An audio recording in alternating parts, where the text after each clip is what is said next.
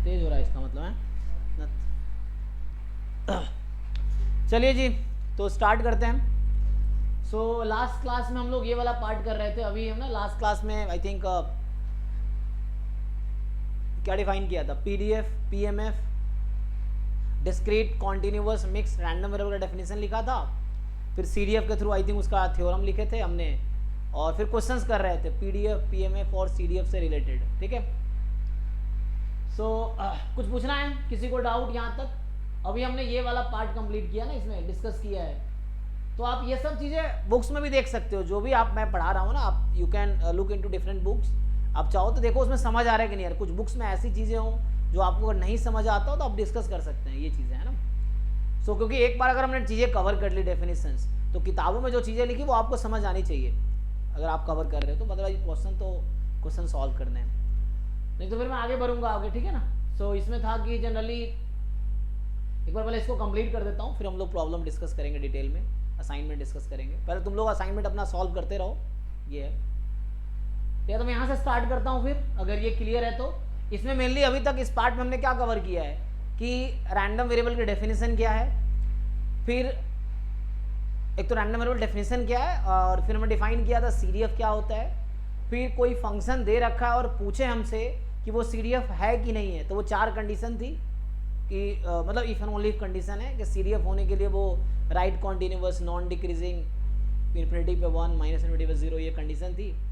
फिर हमने डिफाइन किया बाद में कि डिस्क्रीट, कॉन्टिन्यूअस और मिक्स रैंडम वेरिएबल का डेफिनेशन क्या है, और इसकी यूनिक प्रॉपर्टी होती है सीडीएफ के साथ, है ना। जैसे डिस्क्रीट का सीडीएफ स्टेप फंक्शन होगा, स्टेयर्स टाइप के इसके फंक्शंस बनेंगे, और कॉन्टिन्यूअस का जो सीडीएफ है वो एक कॉन्टिन्यूअस फंक्शन होगा, और एटलीस्ट एक ऐसा इंटरवल होगा जहां पे स्ट्रिक्टली इंक्रीजिंग होगा कॉन्टिन्यूअस, और कोई जंप नहीं होगा, मतलब there will be no point of discontinuity, मतलब पूरे आर पे कॉन्टिन्यूअस होगा।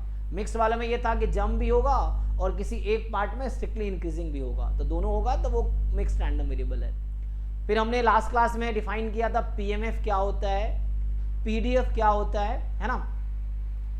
फिर पीडीएफ हो गया, पीएमएफ हो गया, सीडीएफ तो पहले डिफाइन कर रखा था, मेनली इन दोनों का डिफाइन किया था। फिर पीएमएफ से प्रॉपर्टी कैसे निकालेंगे, पीएमएफ से सीडीएफ कैसे निकलेगा, सीडीएफ से प्रॉपर्टी कैसे निकलेगी, सीडीएफ से पीएमएफ कैसे निकालेंगे, या अगर कॉन्टिन्यूअस है तो पीडीएफ से सीडीएफ कैसे फाइंड करेंगे, सीडीएफ से पीडीएफ कैसे आएगा, पीडीएफ से भी प्रॉपर्टी निकाल सकते हैं, सीडीएफ से भी प्रॉपर्टी निकाल सकते हैं। तो ये सब कुछ है जो कि आप डिफरेंट क्वेश्चंस प्रैक्टिस करोगे तो आपको ये क्लैरिटी आएगी कहाँ किस तरीके से सॉल्व करना बेटर रहेगा, कम टाइम में होगा और गलतियाँ नहीं होंगी, तो ये प्रैक्टिस करके समझ आएगा।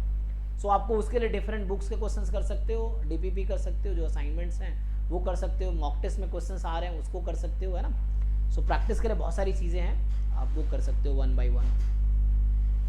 सो मुझे लगता है अभी मैं यहाँ से स्टार्ट कर लेता हूँ ये वाला पार्ट, ठीक है ना। Distribution of function of random variable, यही है ना। सो ये जो दे रखा है इन्होंने, सो ये एक्चुअली ट्रांसफॉर्मेशन है, तो यहीं से मैं स्टार्ट कर देता हूँ, ठीक है। किसी को कुछ पूछना हो, बताना हो तो पूछ सकते हो, अदरवाइज मैं यहाँ से स्टार्ट करता हूँ अभी। बाकी तुम असाइनमेंट्स पहले पीवाईक्यूज वाले करो जो टॉपिक हमने कवर किए, फिर नॉन पीवाईक्यू ट्राई कर सकते हो। तो यहीं से स्टार्ट करता हूँ। डिस्ट्रीब्यूशन आपको फाइंड करना है CDF, PMF, PDF of function of random variable, है ना, using transformation of variable and Jacobian method, ठीक है। सो देखो, सो मेनली ये जो टॉपिक है, ये जो पूछ रहा है फंक्शन ऑफ रैंडम वेरिएबल, है ना।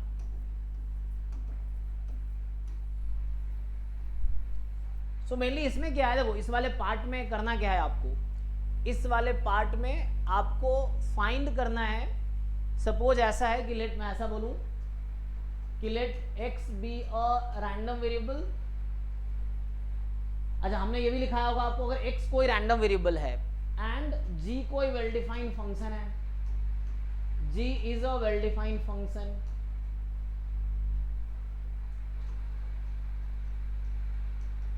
देन जो gx होगा is also a random variable, है ना। एग्जाम्पल के लिए कि x square, x cube, sine x, है ना, greatest integer function of x, fractional part of x, they are also random variables, ठीक है ना। अगर x रैंडम वेरिएबल है तो ये सब भी एक रैंडम वेरिएबल होगा। लेकिन अगर मैं तुमसे पूछूं, मान लो x कोई रैंडम वेरिएबल है, तो क्या रूट x रैंडम वेरिएबल होगा हमेशा? yes or no? if x is a random variable then root x is also a random variable, हाँ या ना? नहीं सर। आंसर करेक्ट है, बट वाई? सर सर क्योंकि नेगेटिव पे डिफाइन नहीं होगा ना। हाँ, क्योंकि हमने ये पढ़ा है कि random variable is a function that assign each outcome of sample space to a real number.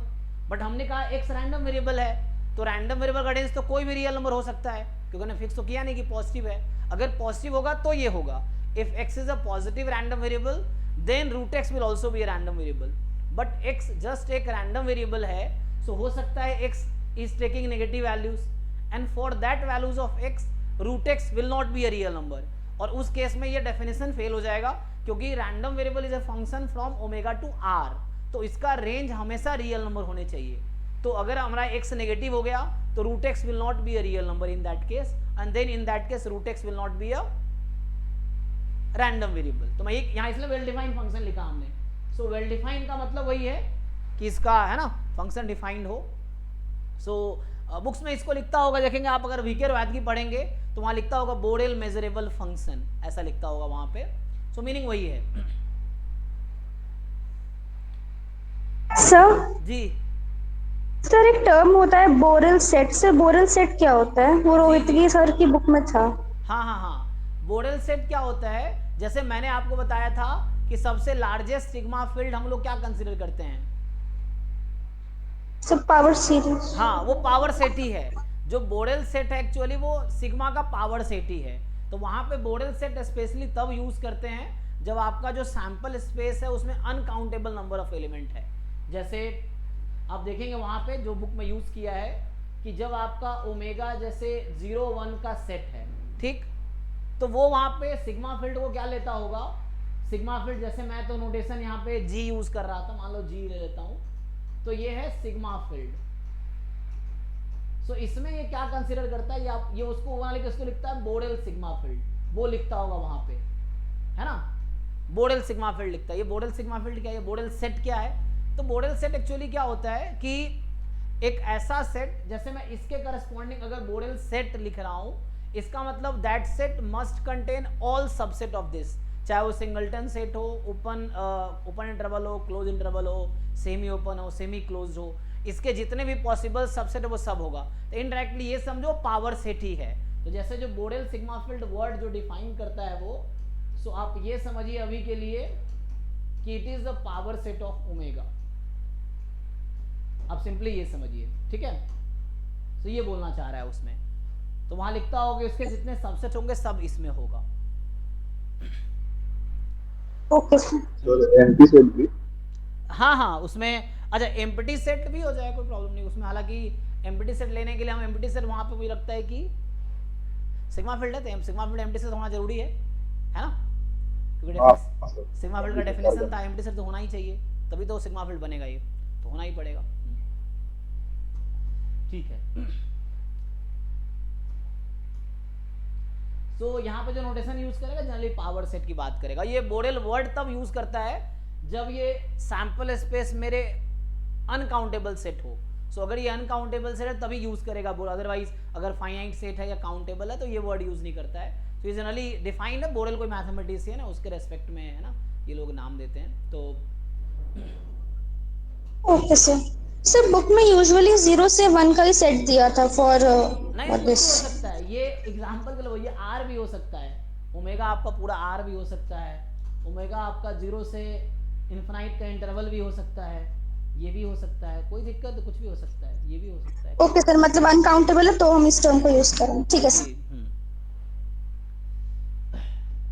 चलिए, तो हम लोग ये बोल रहे थे कि अगर x कोई random variable then root x may not be a random variable, है ना। अगर x कोई रैंडम वेरिएबल है सो ये जो रूट x है दैट मे नॉट बी, सो मैं रिमार्क में लिख देता हूं,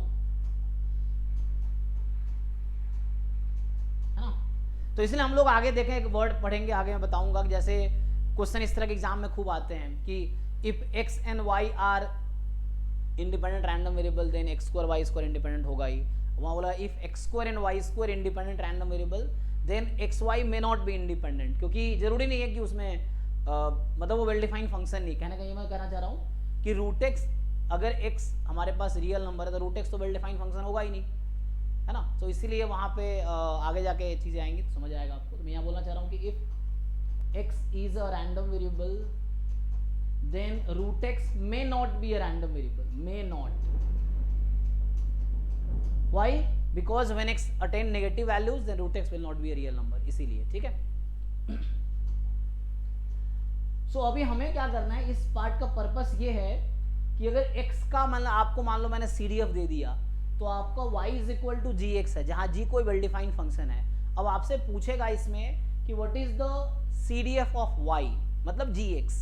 सो अगर मुझे x का, अगर x डिस्क्रीट है तो PMF पता होगा, तो उस केस में y का PMF क्या होगा। x अगर कॉन्टिन्यूअस है तो अब g पे डिपेंड करेगा कि y डिस्क्रीट है, कॉन्टिन्यूअस है, मिक्स्ड है, ठीक है ना, वो डिपेंड करता है कि क्या होगा। तो मैं ये कहना चाह रहा हूँ, देखो मैं आगे लिखता हूँ। तो हमारे इस पार्ट का पर्पस क्या है कि फंक्शन ऑफ रैंडम वेरिएबल का डिस्ट्रीब्यूशन फाइंड करना, जैसे कि सिलेबस में भी लिखा हुआ है कि distribution of function of random variable. So हमें बात करना है distribution of function of random variable. So हमें इसका डिस्ट्रीब्यूशन फाइंड करने हैं। तो डिस्ट्रीब्यूशन से यहाँ मतलब है PMF, PDF, CDF, है ना। अगर डिस्क्रीट है तो PMF निकालेंगे, कॉन्टिन्यूअस है तो PDF निकालेंगे, और CDF तो किसी भी केस में निकाल सकते हैं, चाहे डिस्क्रीट, कॉन्टिन्यूअस, मिक्स, कुछ भी हो। सो देखो यहाँ पे ये है कि let x be a random variable and, फिर से वही लिख रहा हूं मैं, g is well defined function, या g is a function simply लिखेंगे, तो फंक्शन तो वेल डिफाइंड ही होना पड़ेगा। So g is a well defined function. अब y is equal to gx लिखा मैंने, तो अब मैं आपसे क्या पूछूंगा, आपको प्रॉब्लम समझ आ रहा है कि इस पार्ट का पर्पस क्या है। इस पार्ट का पर्पस है, मतलब ये जो भी कवर कर रहे हैं हम लोग, इसमें पर्पस क्या है। So purpose is to find the distribution of y, ठीक है ना। सो हमारा काम है y का डिस्ट्रीब्यूशन फाइंड करना। So how to find distribution of y, where g can be anything, g कुछ भी हो सकता है। सो उसका डिस्ट्रीब्यूशन कैसे निकालेंगे हम लोग। सो देखिए, सो यहां अगर हम देखें कि तो पहला पार्ट ये है, इफ x इज डिस्क्रीट। तो देखो x अगर डिस्क्रीट हुआ तो y क्या हो सकता है, ऐसा कोई हो सकता है, कोई ऐसा फंक्शन है कि x तो डिस्क्रीट है लेकिन वो फंक्शन ऑपरेट करे और y कॉन्टिन्यूअस हो जाए। कॉन्टिन्यूअस समझ आता है, अनकाउंटेबल हो जाए। और x तो डिस्क्रीट है तो x के रेंज में एक्चुअली फाइनेटली मेनी वैल्यू होगी या काउंटेबली मेनी वैल्यू होगी, है ना। फाइनेटली भी हो सकती है या काउंटेबली मेनी, तो काउंटेबली मेनी वैल्यू होगी, काउंटेबली इन्फिनाइट हो सकता है ना, या काउंटेबल सेट होगा।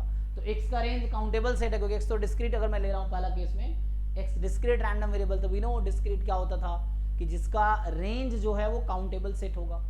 तो क्या लगता है y इस केस में हमेशा डिस्क्रीट रहेगा या कॉन्टिन्यूअस भी हो सकता है, सोचिए बताओ। So y has to be discrete, है ना। सो y कभी कॉन्टिन्यूअस नहीं हो सकता क्योंकि x के रेंज में जो है काउंटेबली मेनी वैल्यू है। सो वो मैप करेगा, फंक्शन का रूल है कि function map each element to a unique number, है ना। तो एटमोस्ट काउंटेबल ही हो सकता है y का रेंज। मैं क्या बोलना चाह रहा हूँ कि ये x खुद एक फंक्शन है ना। x क्या फंक्शन है, ओमेगा से r में। अब इसका कुछ रेंज डोमेन होगा, मतलब मान लो रेंज, यहाँ पे कोई रेंज ले लो, है ना, कोई सेट है। अब क्या कर रहे हैं, इस पे हम लोग g ऑपरेट कर रहे हैं, तो इस पे g ऑपरेट कर रहे हैं, तो ये y यहाँ पे आएगा, ठीक है ना। सो y तो फंक्शन है, हालांकि फंक्शन ऑफ jx है। सो कहने का मेरा मतलब वही है कि x का रेंज में काउंटेबली मेनी वैल्यू है, g ऑपरेट कर रहे हैं, तो जो रेंज होगा y का that will also be countable only. तो मैं कहना ये चाह रहा हूँ कि y has to be discrete random variable, है ना। तो y जो होगा वो डिस्क्रीट रैंडम वेरिएबल ही होगा। अब दूसरा ये है कि अगर x कॉन्टिन्यूअस है x is continuous random variable, तो यहां लिखा हमने। देन आप y के बारे में क्या बोल सकते हैं? अब x मेरा कॉन्टिन्यूअस रैंडम वेरिएबल है, तो इसके रेंज में अनकाउंटेबली मेनी है ना, रेंज अनकाउंटेबल सेट होगा। और तो y के बारे में क्या बोल सकते हैं? क्या y हमेशा कॉन्टिन्यूअस ही होगा? Sir, could be discrete or continuous, either of it. हाँ, कुछ भी हो सकता है ना।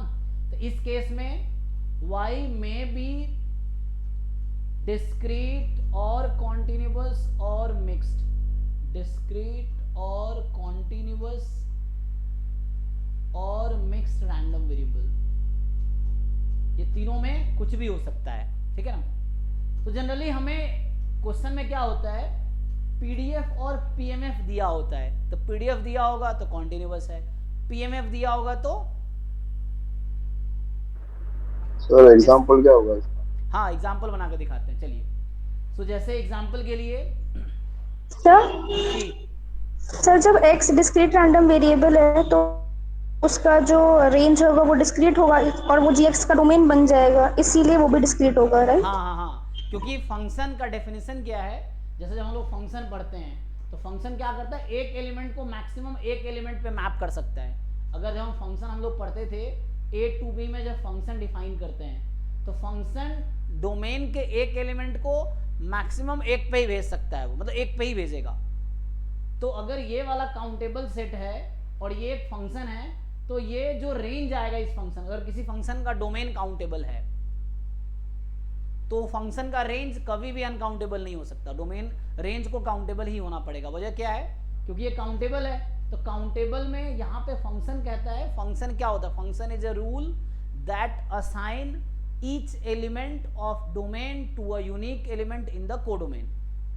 तो सिंपली एक एलिमेंट को एक बार ही मैप करेगा, तो अगर ये काउंटेबल है तो जितने एलिमेंट पे मैप हो रहा है, जितने एलिमेंट पे मैप हो रहा है, अगर उसको आप कलेक्ट करेंगे तो भी काउंटेबल ही होगा, ज़्यादा तो हो नहीं सकता, इसीलिए। हाँ, तो जो आप कह रहे थे वो सही कह रहे हैं, ठीक है। सो एग्जाम्पल देख लेते हैं। जैसे मान लो तुम्हें क्या होगा, मैं एक दो क्वेश्चन लिखता हूँ आसान सा भी, कि जैसे समझने के लिए, कि let x be a discrete random variable, x be a discrete random variable, या तुम्हें अगर समझाने, ठीक है चलो, with PMF probability x is equal to x as 1/4 when x is equal to -1 और 1/4 when x is 0 and 1/2 when x is 1 and 0 otherwise। कुछ नहीं भी लिखा हुआ है तो मतलब यही होगा, 0 otherwise। तो ये हम क्या लिख रहे हैं, PMF है ना, ये PMF है। अब मैं डिफाइन कर रहा हूं y is equal to simply x square। मैंने क्या डिफाइन किया, y is equal to x square, तो gx क्या है मेरा, x square है। अब आपसे क्या पूछ रहा है ये, तो मैं आपसे पूछूं then find the PMF of x, then what is sorry PMF of y क्या होगा, ये क्वेश्चन है।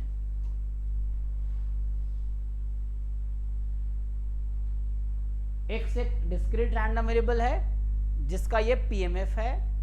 सो इसका सपोर्ट में कितने एलिमेंट है, 3 एलिमेंट है, मतलब रेंज x का 3 एलिमेंट है रेंज में। अब आपको बोल रहा है y बराबर x स्क्वायर है, तो बताओ मुझे y का PMF क्या होगा। सो gx मेरा x स्क्वायर है, 0 पे 1/4 और 1 पे 3/4, ठीक है ना। सो ये अभी मैं ये बता रहा हूँ कि x डिस्क्रीट है तो x स्क्वायर दिया, तो पहले तो आप ये डिसाइड करो कि जो y है वो डिस्क्रीट होगा या कॉन्टिन्यूअस होगा या मिक्स्ड होगा। तो मेनली तो मेन पर्टिकुलर टाइप दो ही है, डिस्क्रीट और कॉन्टिन्यूअस, है ना, मिक्स तो तीसरा कैटेगरी है। तो सिंपली अगर तुम देखोगे तो यहाँ पे x की पॉसिबल वैल्यूज क्या है, मैंने तुम्हें कहा x की जो पॉसिबल वैल्यूज है वो है -1 0 1। तो y बराबर आपने x स्क्वायर लिया है, तो पहले आपको ये डिसाइड करना है कि y का रेंज क्या है। x के रेंज में 3 वैल्यू है, -1 0 1, जो कि सपोर्ट ऑफ x है। तो मुझे पहले y का सपोर्ट निकालना पड़ेगा। सपोर्ट क्या होता है, मतलब पॉसिबल वैल्यूज, रेंज समझ लो, y का मुझे रेंज फाइंड करना है। So what is range of y, x square है तो -1 का स्क्वायर करेंगे 1 हो जाएगा, 0 का स्क्वायर 0, 1 का स्क्वायर 1। तो इसके रेंज में सिर्फ 2 वैल्यू आएगी, 0 1, है ना। ये 3 एलिमेंट है फाइनाइट सेट बनाएगा, ये 2 एलिमेंट है फाइनाइट सेट है। सो मतलब x डिस्क्रीट है तो y भी डिस्क्रीट ही है।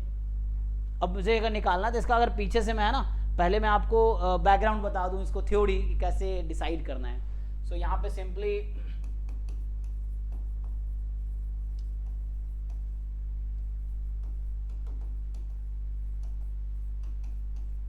सिंपल है, transformation of discrete random variable. मुझे डिस्क्रीट को ट्रांसफॉर्म करना है तो उसमें कुछ खास है नहीं।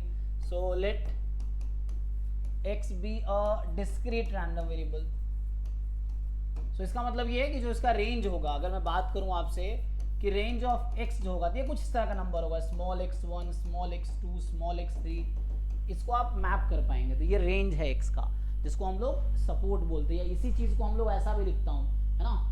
सो मैं ऐसे लिखता हूँ कि x की जो पॉसिबल वैल्यूज हैं x1, x2, x3 dot dot dot. तो ये लिखना और ये लिखना एक ही चीज है, जहां पे ऐसा लिखा हुआ है मतलब यही है, ये दोनों एक ही चीज है, बस दो अलग अलग तरीके से लिखना है एक ही चीज। So they represent the same thing.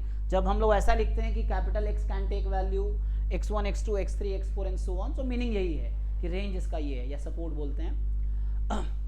So range of x is this one. अब मेरे पास एक y फंक्शन है दैट इज gx। सो अब मुझे पहले क्या करना होगा, मुझे इसका सपोर्ट निकालना पड़ेगा करस्पॉन्डिंग टू जो भी वैल्यूज होंगी उसके हिसाब से।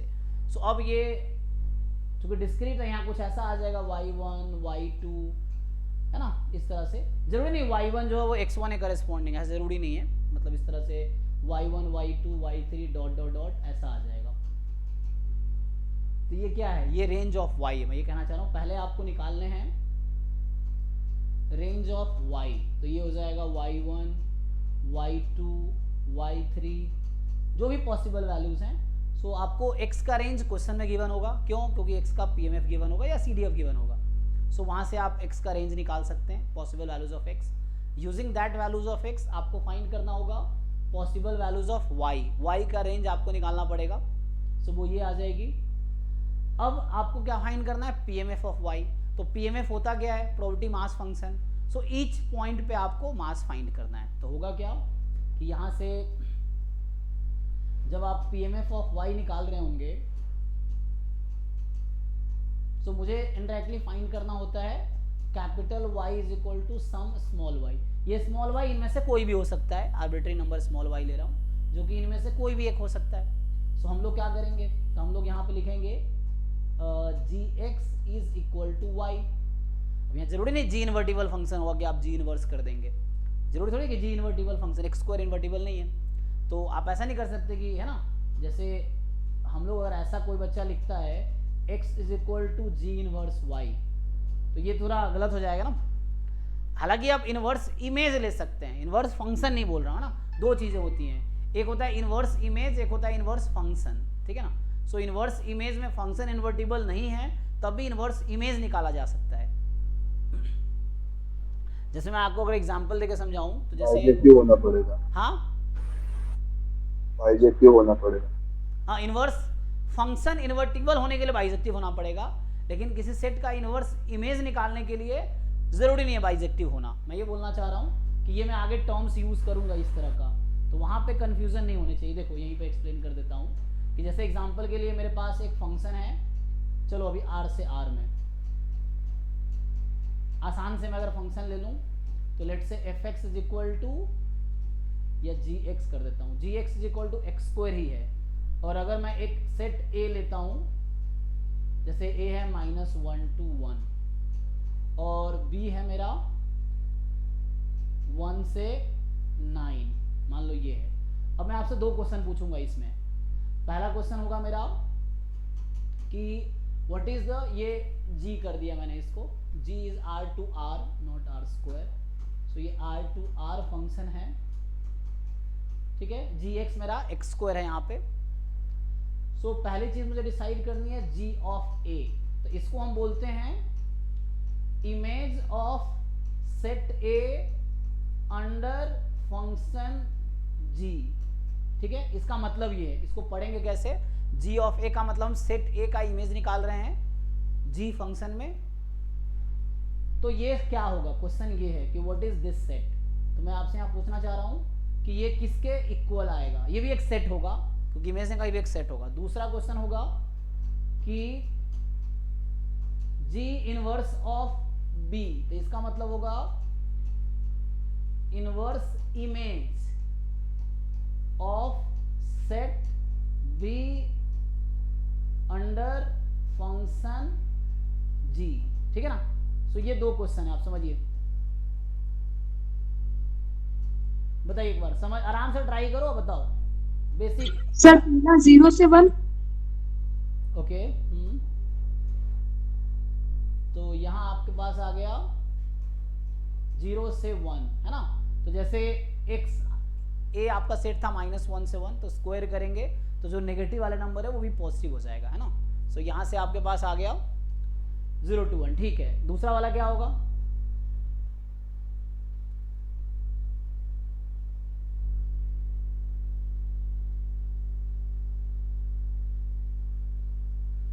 जैसे मैं अभी के लिए आपसे बात करता, चलो मैं C मान लेता हूँ 0 से 1, और मैं तीसरा पार्ट अगर से आपसे पूछ लेता G इनवर्स C, तो क्या आता,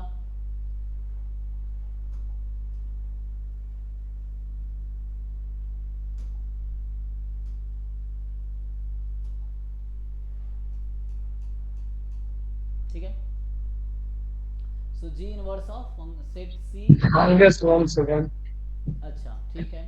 सो inverse image of set C under function G, तो ये वही आ जाएगा A जो था, है ना, मतलब यस -1 सर, से वो 1 आ जाएगा। -9 से 9 है वो। सो ये A आ जाएगा, नहीं जनरलाइज नहीं करना है। सो यहाँ से आपने क्या देखा, अभी आप एक चीज नोटिस करो, है ना, मैंने जो लिखे थे ये मेरा सेट C आ गया। सो यहाँ आपने एक चीज देखा है कि मैं आपसे G A पूछा, -3 से 3 C आ गया, और G inverse C actually A आ गया, है ना। G A C आ गया और G इनवर्स C A आ गया, यही हुआ ना। G इनवर्स C किसके इक्वल आ गया है, A के इक्वल आ गया है, और यहाँ G A किसके इक्वल आ गया है, C के इक्वल आ गया है, ये चीज है। सर दूसरा -3 से 1 यूनियन 1 से 3।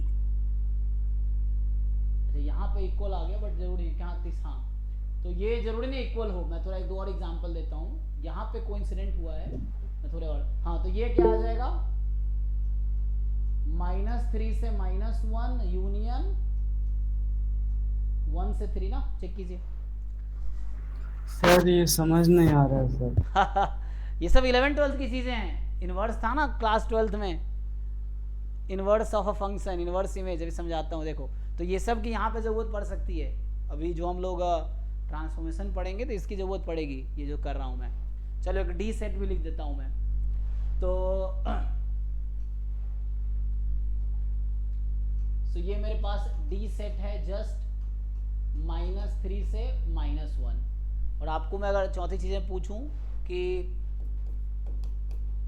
So what is G of D, है ना, इमेज ऑफ D निकालना है, तो फंक्शन तो x स्क्वायर है, अब इसका अगर इमेज निकालेंगे क्या होगी,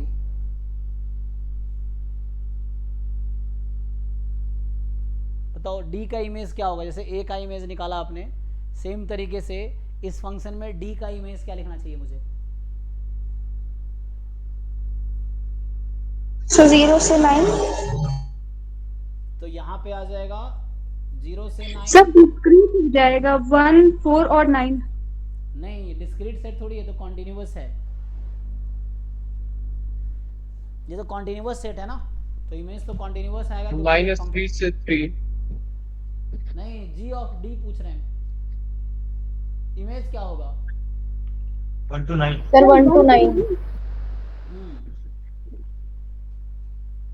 अच्छा, इमेज इमेज है ना। अब मुझे ना इनवर्स पूछा जा रहा है, इमेज पूछा जा रहा है, तो रेंज तो कभी इसका नेगेटिव होगा ही नहीं ना, x स्क्वायर है तो रेंज तो नेगेटिव होगा नहीं, कभी भी इनवर्स इमेज आप, हाँ सर, मैं इनवर्स समझ रहा था। हाँ,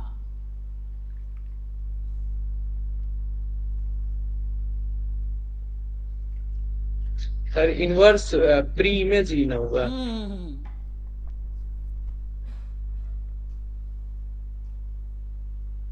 जैसे ये G फंक्शन तो होता क्या मालूम है, मैं ए दे दिया आपसे, तो मैंने एक आपसे इमेज पूछा है, तो वो इमेज सी निकल गया। ये चीज़ है।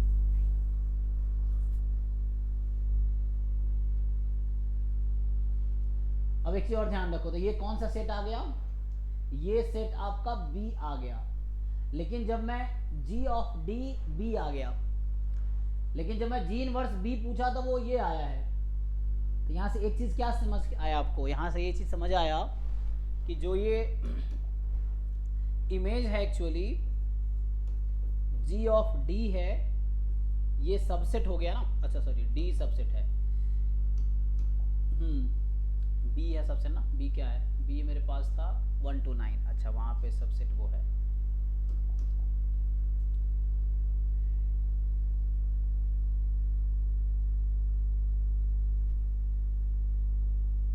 सर डी सबसेट है जी इनवर्स बी का। बी जो है, नहीं बी नहीं है, सर डी। हाँ डी सबसेट है ना। हाँ एक मिनट, डी सबसेट है जी इनवर्स बी का। यस हाँ, D subset of g inverse B है ना, ये चीज हुआ। और जबकि जी ऑफ डी क्या था, जी ऑफ डी हमने निकाले वो बी के इक्वल आ गया है ना। जबकि यहाँ से क्या देखा, बट हमने ये देखा है इनफैक्ट स्ट्रिक्ट है, तो ये नहीं बोल रहा हूँ मैं इक्वल होगा। यहाँ पे ये प्रॉपर सबसेट है डी, डी प्रॉपर सबसेट है जी इनवर्स बी का। तो जी इनवर्स बी क्या था और डी हमारे पास ये, यस।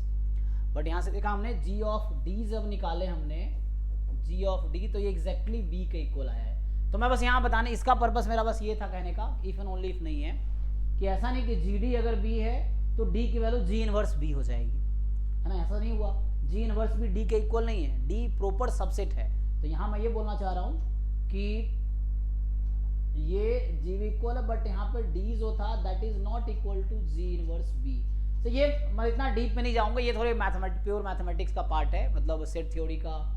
ये फंक्शन और सेट का रिलेशन है, ये तुम्हें मुंह में मिल जाए। जिनको अगर डिटेल में पढ़ना हो तो ये बार्टल सेवर्ट की बुक है, अगर आपको इसके बारे में बहुत पढ़ना हो तो ये बार्टल का फर्स्ट चैप्टर ही है। बार्टल वजह सेवर्ट की बुक ना, उसमें कौन से चैप्टर है देखो, फोर्थ चैप्टर ही है ये, फोर्थ चैप्टर है ना। फिजिक्स में। हाँ, तो उसमें बहुत सही से बता रखा है, तो आप उसको देख सकते हो, नहीं समझ आता पूछ सकते हो आप, तो उन्होंने बहुत सही से बता लेकिन रखा पढ़ने में बहुत बोर होता है ये टॉपिक। हाँ थ्योरेटिकल है, तो बहुत थ्योरेटिक वहाँ भी यही दे रखा होगा। सो सर एसके मापा में भी दिया chapter 1 set theory, but sir उसमें इतना ज़्यादा डिटेल है कि कंफ्यूजन हो जाता है थोड़ा सा। तो ये एक्चुअली सेट थ्योरी कहीं भी आप देखेंगे ना, जहाँ सेट एंड फंक्शन होगा, ये टॉपिक आ रहा है सेट एंड फंक्शन दोनों को कंबाइन कर रहे हैं हम लोग। सो उसमें है ये, इसके मापा में भी होगा। हाँ सही कह रहे हैं आप। जैसे इसका जो है फंक्शन जो टॉपिक है, तो सभी रेफरेंस बुक का फर्स्ट चैप्टर यही होता है। यहाँ पे इन्होंने बहुत सही है ना दे रखा है ये। तो तुम्हें डिटेल से पढ़ना, अगर बैठ के पढ़ लो, पर देख लो ठीक से कि जो चैप्टर है 5 भी है कॉन्टिन्यूअस फंक्शन यहाँ पे, तो तुम देख सकते हो। और chapter number real numbers, set and function. So पहला चैप्टर में सेट और फंक्शन बेसिक समझा रखा है, और उसके बाद और ये एब्स्ट्रैक्ट अलजेब्रा का पार्ट है ना। चैप्टर 5 है क्या क्या, ये एब्स्ट्रैक्ट अलजेब्रा का पार्ट है ना। नहीं समझ आया मुझे। मैं पूछ रहा हूँ कि जो सेट थ्योरी है वो एब्स्ट्रैक्ट अलजेब्रा का पार्ट है ना। एब्स्ट्रैक्ट अलजेब्रा का पार्ट है, हाँ मतलब वहाँ यूज होते हैं, लेकिन यहाँ पे मुझे थोड़े बहुत नीड है उसकी। तो ये जैसे अभी मैं इन्वर्स इमेज लिखूंगा वहाँ पे, तो हमें समझ आना चाहिए। अब जिन लोगों को ये नहीं समझ आया, बता देता हूँ क्या किया हमने, कुछ खास थोड़ी है, तुम्हें बस ये देखना था। जैसे इसको मैं एक्सप्लेन कर देता हूँ एक बार, फिर हम वापस आता हूँ वहाँ पे, क्योंकि इसको डिटेल में पढ़ेंगे तो इसमें बहुत क्लासेस लग जाए, हमें ये थोड़ी पढ़ना है, हमें बस इसको यूज़ करना है। थोड़ी बहुत अंडरस्टैंडिंग होनी चाहिए क्या मतलब है इन्वर्स इमेज का, क्या मतलब है इमेज ऑफ सेट का। तो ये सेट का जैसे पहला पार्ट GA लिखा था, तो सेट का हम इमेज निकाल रहे थे, तो ये मुश्किल थोड़ी है। इसमें देखना है कि एक एक एलिमेंट तुम चूज करो और बताओ स्क्वायर करोगे तो क्या बनेगा। मतलब इसमें मुश्किल थोड़ी है, जिन लोगों को थोड़ा बहुत आता है। अगर मैं तुमसे ये बोलूँ कि भाई ये बताओ कि x कोई भी एक नंबर है -1 और 1 के बीच, तो x स्क्वायर की वैल्यू क्या होगी। मान लो ये डोमेन है, ओके लेट्स से ये डोमेन है इस फंक्शन का। x square is a function जिसका डोमेन -1 से 1 है, x square is a function with domain -1 to 1, तो उस केस में रेंज क्या होगा, तो इसका इमेज निकालेंगे। तो हमें यही देखना है ना कि x अगर कोई भी नंबर है -1 और 1 के बीच, तो एक्स स्क्वायर की वैल्यू क्या क्या आ सकती है। तुम ये देख लो एक्स स्क्वायर की पॉसिबल वैल्यू क्या है। तो 0 से 1 के बीच का नंबर स्क्वायर करेंगे तो 0 से 1 ही आएगा। -1 और 0 के बीच का नंबर का स्क्वायर करेंगे तब भी आंसर 0 to 1 ही आएगा। तो एट द एंड होना क्या है, you choose any x from the set A, मतलब आप कोई भी x चूज करो फ्रॉम -1 to 1, तो एक्स स्क्वायर की वैल्यू 0 से 1 में आएगी, that is the image, simple. तो अगर मैं -1 से, सिंपल एक फंक्शन है बता रहा हूँ, मान लो ये मेरा इंटरवल है -1 से 1, ये है। अब ये फंक्शन मेरा एक्स स्क्वायर है, तो ये क्या करेगा, इसको 0 1 में ले जाएगा। अब ये तो बेसिक अंडरस्टैंडिंग अपनी है कि भाई नेगेटिव नंबर का स्क्वायर करते हैं तो पॉजिटिव हो जाता है, तो हमें पता है पहले से। तो हमें स्क्वायर करना है, तो इसमें मुश्किल नहीं आनी चाहिए किसी को, पहले वाला पार्ट में सबको समझ आना चाहिए। नहीं समझ आ रहा तो तुम्हारा लेवल लो है, उसको इंक्रीज करो, ये चीज़ है। मतलब अगर पहले वाले पार्ट जिनको नहीं समझ आ रहा है कि कैसे -1 से 1 का ही में 0 1 हो गया, मतलब देन आपको डिफिकल्टी है चीज़ों को समझने में, क्योंकि तो बहुत बेसिक चीज़ है ना। अभी हमने डोमेन रेंज फंक्शन का इनिशियली पढ़ा था, या आप लोगों ने लोअर क्लास में पढ़ा होगा, how to find domain, how to find range. तो पहला part is like find the range, ये चीज़ है कि रेंज क्या है। डोमेन अगर सेट ए है तो रेंज क्या होगा। सो रेंज जस्ट है कि फंक्शन क्या क्या वैल्यूज ले सकती है। सो अगर x मेरा -1 से 1 के बीच है तो एक्स स्क्वायर की वैल्यू क्या क्या आ सकती है, तो तुम्हें लॉजिकली डिसाइड कर लेना है कि -1 से 1 के बीच के नंबर का स्क्वायर करेंगे तो 0 से 1 में आएगा। तो ये आंसर हो गया पहले वाले पार्ट का। दूसरे पार्ट में आते हैं, जी इनवर्स बी है। तो जी इनवर्स बी का मतलब ये हुआ, अब यहां समझो, इसमें मैं ये तुमसे पूछ रहा हूं कि ये नंबर 1 से 9 है, तो बताओ यहाँ पे ऐसा कौन सा सेट है, ये एक्स स्क्वायर फंक्शन ही है, वही जी एक्स है। अब ये 1 इनवर्स इमेज का मतलब ये है, ये निकालना है। जब इमेज निकाल रहे इधर जा रहे हैं हम लोग, इनवर्स इमेज इधर जा रहे हैं कि ऐसा कौन सा सेट है जिसका इमेज इस सेट पे जाएगी। तो अगर मैं इसको पर्टिकुलर डिफाइन करता, तो हम लोग, मैं अगर अलग से डिफाइन करूँ इस चीज़ को, कि जैसे एफ ए लिखने का मतलब है set of F X such that X belongs to A, ये है। तो इसका मतलब हो गया इमेज सेट ऑफ ए। और जब हम लोग ऐसा लिख रहे हैं एफ इनवर्स बी, तो इसका मतलब होगा set of x belongs to, अब डिपेंड करता है फंक्शन कहाँ से कहाँ तक है। तो मैं अगर तुम्हें बताऊं कि फंक्शन मान लो D is domain and range is some set, कुछ नया नाम ले लो, एस, रेंज को क्या नोटेशन लिख दे, कुछ ऐसा ले लो, A B C D E F G H I J K ना। चलो मान लो मैं इसको वाई ले लेता हूँ अभी के लिए, वाई ना लो, रेंज आर, आर लिखेंगे सेट ऑफ आर, समझ जाओगे तुम लोग, डब्लू मान लो अभी समझने के लिए। सो एफ एक फंक्शन है, डोमेन टू कोडोमेन, कोडोमेन लेना है, ठीक है, कोडोमेन ले लो, कोई दिक्कत नहीं, इसको आर ही कर लो, कोई प्रॉब्लम नहीं है, या डब्लू रखना डब्लू रख लो, कोई प्रॉब्लम नहीं है। Domain is D, codomain is W. हाँ आई ले लो, कुछ भी लो, आई ले लो, आप कुछ भी ले सकते हो, आई पे लोग इंटरवल समझ जाएंगे। सो चलो मान लो आई ले लो, तो D is domain, I is the codomain. तो जो एफ ए होगा, एफ ए इमेज निकाल रहे हैं हम लोग, तो ये सबसेट ऑफ आई आएगा, this will be a subset of I, ठीक है ना। सो जो भी ए का इमेज होगा, इमेज से वो सबसेट ऑफ आई होगा। एफ इनवर्स बी का मतलब है those elements in the domain, those elements in the domain for which fx belongs to b। तुम वैसे x ढूंढो सेट D में जिसका इमेज B सेट में आ रहा है। B ऑब्वियसली क्या होगा, यहाँ जो मैंने A लिखा हुआ है, A is subset of D and B is subset of I, ठीक है ना। हम इमेज हमेशा डोमेन की निकालते हैं, प्री इमेज हमेशा हम रेंज वाले एलिमेंट की निकालते हैं। ये तो बेसिक फंक्शन का आइडिया है, ये x है, ये y है, तो x का इमेज y है, y का प्री इमेज x है, सिंपल। सेट में भी सेम कॉन्सेप्ट लगेगा कि a का इमेज b है तो b का प्री इमेज a है, सिंपल, ठीक है भाई। इसमें कुछ खास तो है नहीं, फंक्शन f ले लो, g ले लो, तुमने ऐसे बेसिक्स है जो क्लास 11 12 में फंक्शन और सेट था उससे थोड़ा रिलेटेड है। तो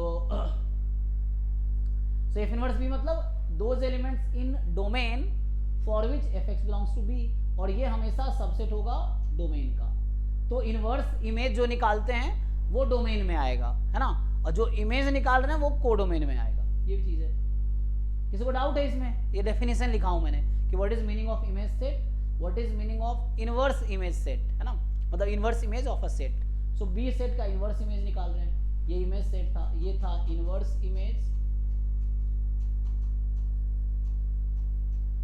of set B, set B का इनवर्स इमेज निकाल रहे हैं, ठीक है भाई। तो ये चीज ए का इमेज बी है तो बी का इनवर्स इमेज ए होगा, अगर ऐसा हुआ तो ये बोलना चाह रहा हूं मैं। तो यहाँ ये नहीं कह रहे, ये भी जो भी होगा मतलब ऐसा। एनीवे जी इनवर्स बी था तो फिर मुझे यही सोचना था कि चूंकि फंक्शन मैंने आर से आर यहाँ ले रखा है एक्चुअली, है ना, आर से आर ले रखा है ना, सो फंक्शन मैंने आर टू आर दे रखा है। तो मुझे अब ये मैंने जब आपसे पूछा जी इनवर्स बी बताओ, तो मुझे वैसे x की वैल्यूज बतानी है जिसके लिए एक्स स्क्वायर की वैल्यू 1 से 9 के बीच आ जाए, है ना। सो मुझे ऐसे x की वैल्यू बतानी है जिसके लिए मान लो -1, यहाँ -3, ये 1 और 3। तो अगर मैं -1 और -3 के नंबर के बीच स्क्वायर करता हूँ तो ये पॉजिटिव हो जाएगी और 1 to 9 होगा, आप सब जानते हैं। अगर 1 से 3 के बीच के नंबर का स्क्वायर करता हूँ तब भी 1 to 9 होगा। तो यही हम पूछ रहे थे कि x की ऐसी क्या क्या वैल्यूज हैं जिसके करस्पॉन्डिंग एक्स स्क्वायर की वैल्यू 1 से 9 के इंटरवल में आएगी। तो y की वैल्यू 1 से 9 के इंटरवल मतलब एक्स स्क्वायर की वैल्यू 1 to 9 के इंटरवल में कब आएगी?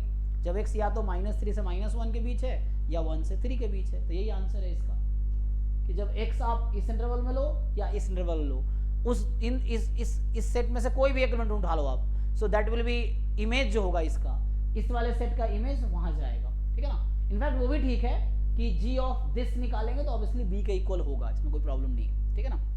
ये है सर अब हो गया सर। और अगेन जी इनवर्स सी है तो वही चीज है, इनवर्स इमेज ऑफ सेट सी का मतलब हो गया आपका कि अगेन सेम थिंग कि अब बताओ मुझे सी मैंने लिखा है 0 to 1, तो बस उसको समझाने के लिए कि एक्स स्क्वायर की वैल्यू 0 से 1 में है। अब इनवर्स इमेज निकाल रहे हैं हम लोग, तो एक्स स्क्वायर की वैल्यू 0 से 1 में है तो एक्स की वैल्यू क्या क्या हो सकती है? तो एक्स में -1 से 1 के बीच में कुछ भी लूंगा तो एक्स स्क्वायर की वैल्यू 0 से 1 में होगी। और आपके पास नेक्स्ट जी डी है, वही समझाने के लिए, ये जो डी सेट है इसका इमेज निकाला तो 1 9 आ गया, है ना। लेकिन जी इनवर्स बी निकालेंगे जरूरी नहीं डी के इक्वल आएगा, भैया बताने यहाँ बस ये बताना चाह रहा था जी डी हमने निकाला बी के इक्वल आ गया, तो इसका ये मतलब नहीं है कि जी इनवर्स बी निकालेंगे तो डी ही आएगा ये नहीं है। लेकिन यहाँ पे हमने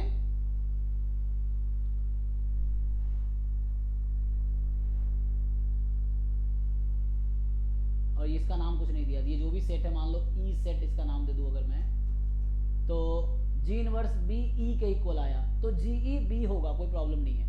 ये आपको समझना है कहाँ कौन इंप्लाई कर रहा है, ये चीज़ें हैं, तो इस पर बहुत ज़्यादा डिटेल में नहीं जाते हैं हम, बस आपको यहाँ पे मैं आता हूँ वापस इस पे आते हैं। तो यहाँ मेरा पर्पस क्या था, मैं यहाँ बताना क्या चाह रहा था, सो डेविएट हो गया ना। सो मैं बोल रहा हूँ जी एक्स बराबर वाई है, सो यहाँ पे वैसा नहीं लिखेंगे एक्स जी इनवर्स वाई, ये गलत हो जाएगा ना। तो यहाँ पे हमें क्या करना है, फंक्शन जरूर इन्वर्टिबल हो तो हमें ऐसा करना है, यहाँ पे सिंपली आपको देखना है कि x यहाँ पे कोई बिलोंग करेगी किसी सेट में, वो आप सेट निकालो, कौन सा ई लिख देता हूँ, ई इज इवेंट।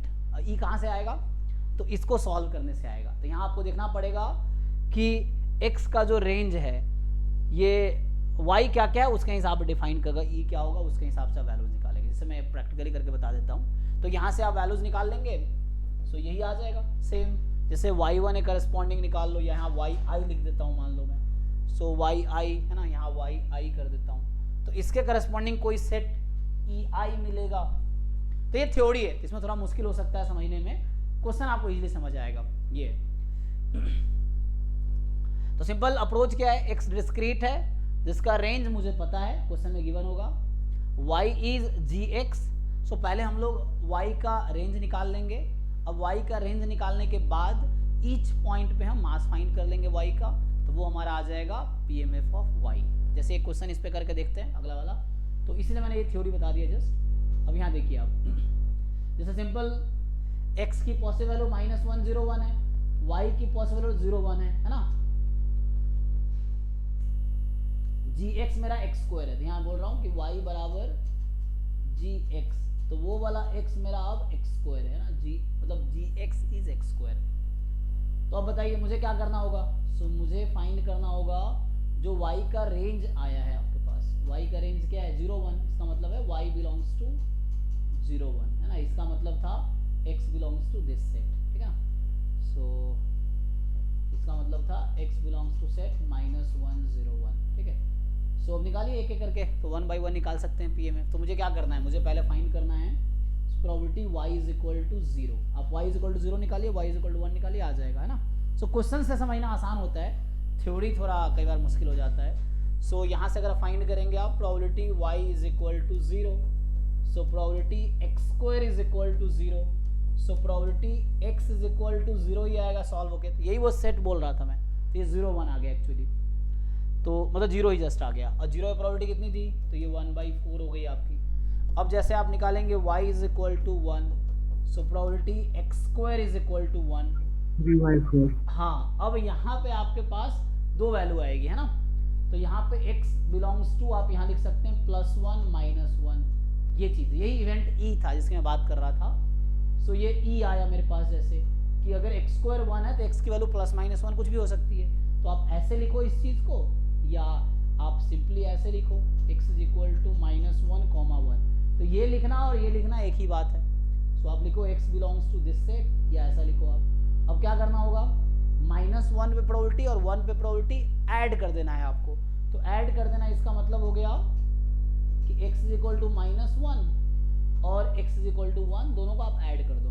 सो यहाँ लिख देता हूँ। सर ऐड क्यों करेंगे इस केस में? हाँ हाँ ऐड क्यों करते हैं इस केस? हाँ, एक्सोमेट्रिक डेफिनेशन आइडिया है आपको, axiomatic definition of probability, because of axiomatic definition. क्या कहता है एक्सोमेट्रिक डेफिनेशन, इसको हम क्या लिख, अगर E1 E2 डिसजॉइंट है तो इसको हम क्या लिख सकते हैं, इसीलिए ऐड करते हैं, ठीक है। सो एक्सोमेट्रिक डेफिनेशन का ये थर्ड कंडीशन था, उसको हम लोग यूज कर रहे हैं। तो यहाँ पे -1 का सेट है यूनियन +1 का सेट है, दोनों डिसजॉइंट है, तो दोनों की प्रोबेबिलिटी यूनियन की निकालनी है, तो अलग अलग सम कर देंगे। तो यहाँ से आ जाएगा x इज इक्वल टू 1 और x इज इक्वल टू -1, तो ये हो गया, ठीक है ना। सो सिंपली ऐड कर लीजिए, 1 पे था 1/2 और 1/4, तो मिलके 3/4 आ गया। तो फाइनली अगर आंसर लिखेंगे तो आंसर क्या होगा, सो PMF of y is probability y is equal to small y, so y takes 0, the probability is 1/4, when y take 1 the probability is 3/4 and 0 otherwise। so कोई भी और पॉइंट लिखेंगे तो वहां पे 0 आएगा। तो y का सपोर्ट में 2 नंबर आया 0 1, x के सपोर्ट में 3 नंबर था -1 1 और 0। किसी को डाउट है पूछो, इसमें कुछ पूछना हो तो। सिमिलरली चलो अभी इसे PMF मैं लिखे रहा हूँ जस्ट टेस्ट करने के लिए, आप लोग जरा CDF निकालो। तो मुझे बताओ x का CDF क्या होगा और y का CDF क्या होगा। तो अगर इसी क्वेश्चन को हम लोग कंटिन्यू करें तो x का CDF मान लो दे देता मुझे और बोलता y का CDF बताओ। मैं इसी क्वेश्चन में कंटिन्यू करता हूँ। देखो यहाँ किसी को डाउट नहीं है ना, यहाँ मैंने क्या किया, मुझे x का PMF गिवन था और मैं आपको y का PMF निकाल के बताया हूँ, how to find PMF of y।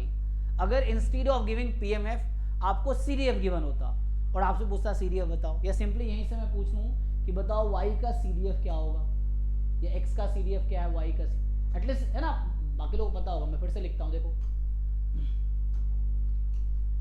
So PMF of x जो हमने लिखा था, सो दैट इज ये 1/4 when x is -1, 1/4 when x is 0 and 1/2 when x is 1, ये लिखा था मैंने, 0 अदरवाइज ये है।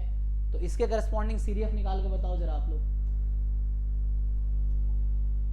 लेस देन -1 पे 0 और उससे -1 to 0 के 1/4 और 0 to 1 के बीच ऐड हो जाएगा 2/4, फिर वही ऐड हो जाएगा लास्ट में 3/4 1। फिर इसमें कितना होगा 1/4 और कौन सा ऐड होगा 1/4 वाला, सो 1/2 आ जाएगा, 3/4। फिर इसमें 1/2 ऐड हो जाएगी, 1 हो जाएगी। ठीक है जी, देख लीजिए बाकी लोग। सो अगर मुझे PMF दे रखा है x का तो ये CDF है। अगर मान लो CDF भी गिवन होता तभी हम वही करते। CDF दिया होता CDF से PMF निकालते, फिर हम आगे प्रोसीड करते। सो ये इफ एंड ओनली इफ है, CDF दिया होगा तो PMF आ जाएगा, PMF दिया होगा तो CDF आ जाएगा।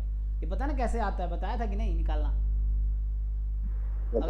अगर मुझे CDF दिया तो हम PMF निकाल सकते हैं ईच पॉइंट पे मास, और PMF दिया तो CDF भी निकाल सकते हैं। तो अभी ये मुझे PMF दिया, हम CDF, अभी हमने इस PMF से मैंने PMF निकाले थे y के। सो हमने PMF y का निकाला था, so that is probability y is equal to y, और ये हमने कैलकुलेट किया अभी just 1/4 when y is 0 and 3/4 when y is 1 and 0 otherwise. ठीक, तो अब मेरा काम क्या है, अब मुझे फाइंड करना है y का CDF, है ना। So I want to find CDF of y। तो इसका जो नोटेशन होगा CDF ऑफ y, क्या लिखेंगे आप लोग? सो सपोर्ट आपको देखना है क्या है, 0 1 है ना, 0 पे 0, 0 सो लेस देन 0 पे 0 होगा, 0 to 1 0 से 1 पे 1/4 और ग्रेटर देन 1 पे 1। हाँ, मोर देन इक्वल टू 1 है तो ये 1 हो जाएगी बस। तो ये आपका आ गया CDF ऑफ y, ऐड हो चला जाता है। सो इस तरह से अगर CDF भी दिया होता तो भी हम ऐसे ही करते, CDF फिर पूछता CDF निकालो तो पहले PMF निकालते फिर CDF निकालते हम लोग। सो इस तरीके से, तो मतलब आपको बताना चाहिए how to find CDF from PMF या how to find PMF from CDF। यहाँ से ये भी निकल आएगा, हम देखेंगे कहाँ कहाँ जंप है, तो उससे पता चल जाएगा कि एक मिनट। हेलो,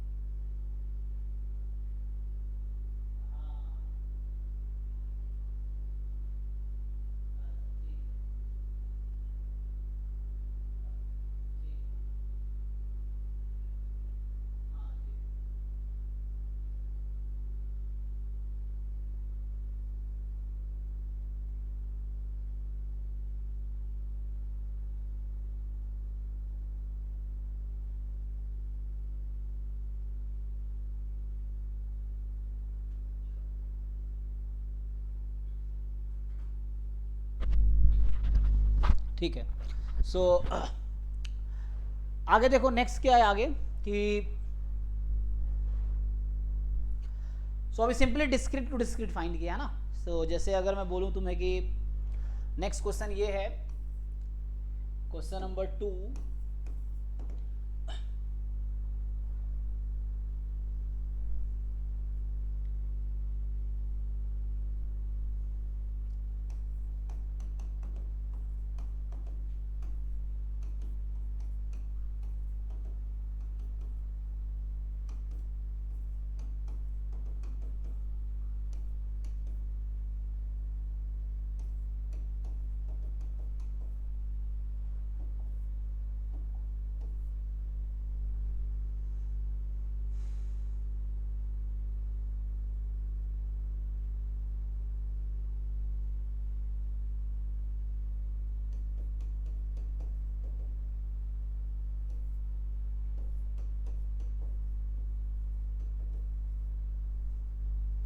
ठीक है। अब आपसे क्या पूछेगा,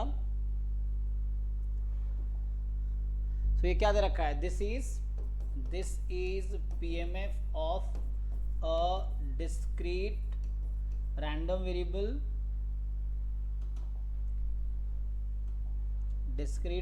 वेरिएबल, x एंड y आपके पास है greatest integer function of x। अभी समझिए, सो हमने क्या लिखा कि y is the greatest integer function of x। अब आपसे ये पूछ रहा है कि then find PMF and CDF of y। Question ये है, आपसे पूछेगा कि इस y का PMF एंड CDF दोनों बताओ क्या होगा। और हमने अभी क्या लिखा है, PMF लिखा है x का, CDF भी लिख सकते हैं, तो CDF से फिर PMF निकालना पड़ेगा। बताइए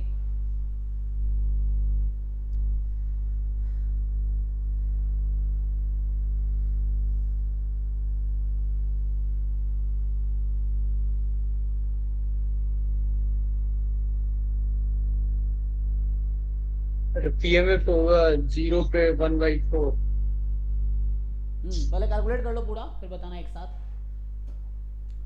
फाइनल आंसर बताओ, पहले आराम में सोच लो, कैलकुलेट कर लो, फाइनल आंसर बताओ।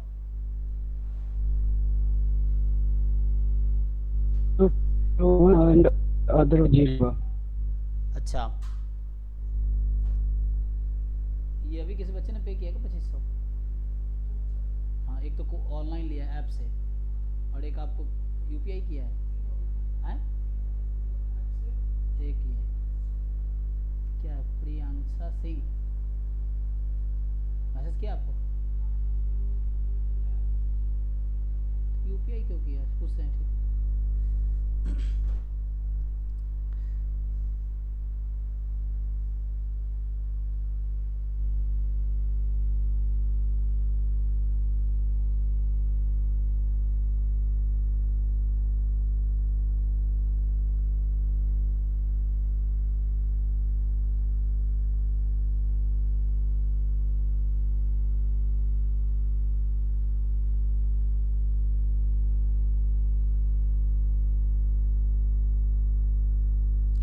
एक ना लिस्ट बना लीजिएगा, नाम और उसका मोबाइल नंबर, ऐप में मोबाइल नंबर दिख जाता है ना, एक एक्सेल सीट बना लीजिएगा ताकि बाद में आसानी होगा।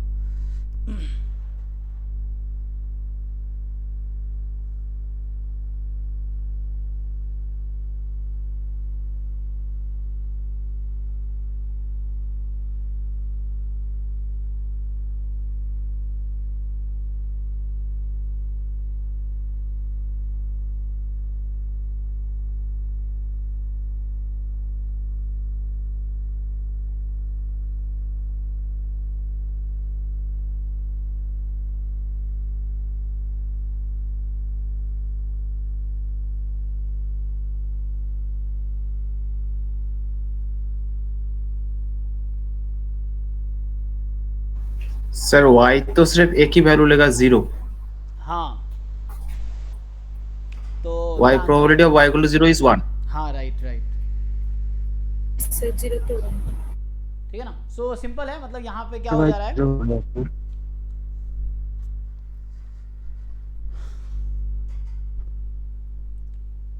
तो यहाँ पे आप रखेंगे रेंज जो हमारे पास x का है ना।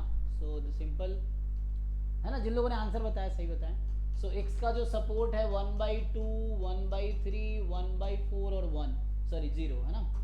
सो 0 ये वैल्यूज हमने लिए और यहाँ से greatest integer function of x जो कि y है, तो इसकी वैल्यूज यहाँ से निकल के आ जाएगी, इसके करस्पॉन्डिंग भी 0 होगा, इसके करस्पॉन्डिंग भी 0। सो मतलब ग्रेटेस्ट इंटीजर फंक्शन एट 1/2 0.5 के करस्पॉन्डिंग भी 0 आएगी, 0.25 करस्पॉन्डिंग भी 0 आएगी, फिर आपका आगे 0.33 है तभी तो 0 करस्पॉन्डिंग 0। सो y के रेंज में सिर्फ एक ही वैल्यू 0 है ना, y के रेंज में एक ही वैल्यू, तो मुझे बस एक ही पॉइंट पे प्रोबेबिलिटी निकालनी है actually. We just have to find probability at only one point. So probability y is equal to 0 निकालेंगे। सो अब मैं यही कह रहा, देखो यहाँ पे कहना क्या चाह रहा था कि जैसे अब यहाँ पे हो गया greatest integer function of x is equal to 0। So यहाँ से आया x बिलोंग्स टू, तो ये जो वैल्यूज है सारी वैल्यूज यहाँ पे आ गई 1/2, 1/3, 1/4 और 0 ये आ गया। सो ये पूरा एक सेट आ गया हमारे पास, x इन वैल्यूज में बिलोंग कर रही है तो उन सबके करस्पॉन्डिंग ये 0 ही है। मतलब इसका सॉल्यूशन और भी, हालांकि इसका सॉल्यूशन तो x आप जानते होंगे, जब हम लोग ऐसा लिखते हैं कहीं पे, अगर मैं ऐसा लिखता हूं तो ये अलग चीज है, जैसे अगर ये लिखता हूं तो यहां से क्या आएगा, ऐसे x का इसका सॉल्यूशन क्या होगा, इस इक्वेशन का सॉल्यूशन क्या है? 0,1। हाँ, सो ये आपका 0 to 1 आ जाएगा। बट मैंने ये पूरा क्यों नहीं लिखा, क्योंकि आपको पता है कि यहाँ पे मास एक्चुअली जस्ट इन पॉइंट पे है, 0 अदरवाइज, तो यहाँ हमने अदरवाइज वाले पॉइंट को इग्नोर किया है। जैसे greatest integer function of x बराबर 0 है, so x can take any value between 0 and 1 including 0 excluding 1। But मुझे उन पॉइंट से मतलब ही नहीं है जो जहाँ पे मास 0 है, हमने उन पॉइंट इग्नोर किए, तो मेनली हमने सिर्फ ये वाले पॉइंट्स यहाँ पे लिखे हैं। अदरवाइज आप चाहो तो बीच में एक लाइन इंक्लूड कर सकते हो, है ना। सो हालांकि इसका सॉल्यूशन तो ये है, so means x can take any value between 0 and 1। लेकिन हमारे काम का कौन सा पॉइंट्स हैं, सिर्फ ये वाले पॉइंट्स हो, यही हमारे काम का है, बाकी ये तो इस पे मास है ही नहीं, तो ये कोई ज़रूरत नहीं है इसकी। सो इसलिए हमने उन पॉइंट्स को इग्नोर किया है। सो ये है, लेकिन हमें हमारे काम का सिर्फ इतना ही पॉइंट्स हैं। X will take these values, क्योंकि एक्स के सपोर्ट में यही वैल्यूज हैं, बाकी जीरो अदरवाइज है। सो वो अदरवाइज वाले को हम इग्नोर करेंगे क्योंकि उसमें मास नहीं है। सेम कॉन्टिन्यूस में भी होगा, तो उस पर कोई प्रॉबिलिटी नहीं है, तो प्रॉबिलिटी इन्हीं पॉइंट्स पे है। अब इन सब पे प्रॉबिलिटी ऐड कर लेंगे कि x बराबर 1/2 प्लस x बराबर 1/3 plus x is equal to 1/4 and plus x is equal to 0। तो इन चारों पॉइंट में जब आप ऐड करेंगे तो 1 के इक्वल ही आ जाएगा, क्योंकि ये PMF था, तो PMF का मीनिंग ही है 1 आ जाएगा। सो सिंपली ये वैल्यू टोटल ऐड होके 1 आ जाएगी। तो यहाँ से ये समझ आया कि PMF ऑफ y जो है सिंपली एक ही पॉइंट तो है, तो प्रोबेबिलिटी, या तो अगर ऐसा लिखूँ मैं, capital Y is equal to small y, तो ये 1 हो जाएगा when y is 0 and 0 otherwise. और CDF अगर लिखेंगे CDF ऑफ y, तो इसको हम लोग ये notation capital CDF of y। सो ये हमारे पास PMF है, इस PMF के करस्पॉन्डिंग CDF लिखना है। तो बताइए क्या लिखना चाहिए जिन लोगों को आता है, कैसे लिखेंगे? लेस देन 0 पे 0। सो एक ही पॉइंट है सपोर्ट में, तो लेस देन 0 पे 0 और मोर देन इक्वल टू 0 पे 1। ठीक है, तो ये CDF है और ये PMF है y का। So this is a PMF of y and this is a CDF at y. Sir ji तो जैसे यहाँ पे यही फाइंड करना है ना कि जो फंक्शन है उसका रेंज जो आया वो रेंज x के किस वैल्यूज पे आया उसका, उस पे प्रोबेबिलिटी निकालनी है। यस, सो अब मेरा नया रैंडम वेरिएबल y है, x गिवन रैंडम वेरिएबल था, सो y is the function of x, तो y is a new random variable. अब मुझे उस न्यू रैंडम वेरिएबल का PMF निकालना है, तो पहले आप उसका रेंज निकालेंगे, फिर आप PMF निकालेंगे। ठीक है ना, क्योंकि डिस्क्रीट में पहले तो मुझे रेंज पता होगा तभी तो उस पॉइंट पे मास निकालेंगे, क्योंकि पॉइंट पे मास निकालना पड़ता है डिस्क्रीट में, तो इसीलिए।